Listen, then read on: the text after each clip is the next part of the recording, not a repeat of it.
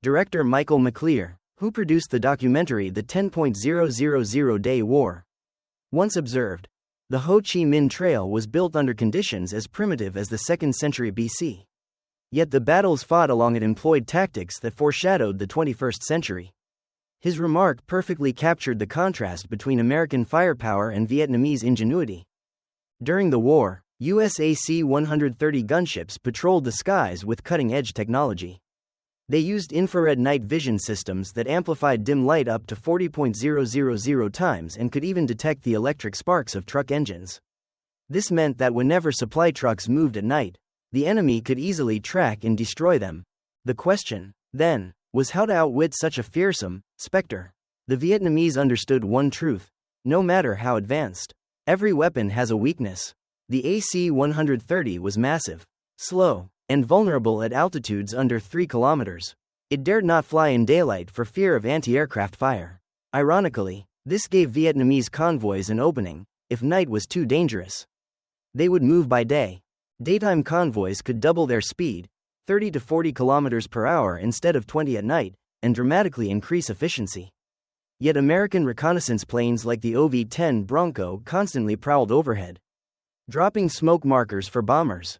To counter this, Vietnamese combat engineers devised secret roads, hidden under jungle canopies, where trucks could move in the dim light of dawn or dusk. Hours when US sensors were least effective and the AC-130 stayed grounded. But deception was just as important as concealment. At night, decoy trucks drove along exposed routes with headlights blazing, luring American bombers to waste their payloads. Hidden generators simulated engine sparks to fool infrared sensors. Damaged vehicles and cargo were set ablaze in the open, convincing US commanders they were hitting vital targets. Anti-aircraft guns were even positioned along these false routes to make the ruse more convincing. The ruse worked so well that when reconnaissance planes spotted covered roads, they assumed the foliage was merely for night protection, not for daytime transport. Confident in their technology, US commanders dismissed the effort as futile. By the time they realized convoys were moving in broad daylight, it was too late. Forced to adapt, General Anton Slade ordered AC-130s into daytime combat. But in daylight, the gunship's strengths vanished. Large, slow, and unable to fly high, it became a lumbering target for Vietnamese artillery. In March 1972, 2 AC-130s were shot down in consecutive days. By 1973, the US withdrew the aircraft entirely, conceding it could not overcome Vietnam's tactics. The brilliance of the strategy lay not just in concealment, but in forcing a superior enemy to fight on Vietnam's terms. Even after years of relentless bombardment, American forces failed to uncover the hidden supply routes.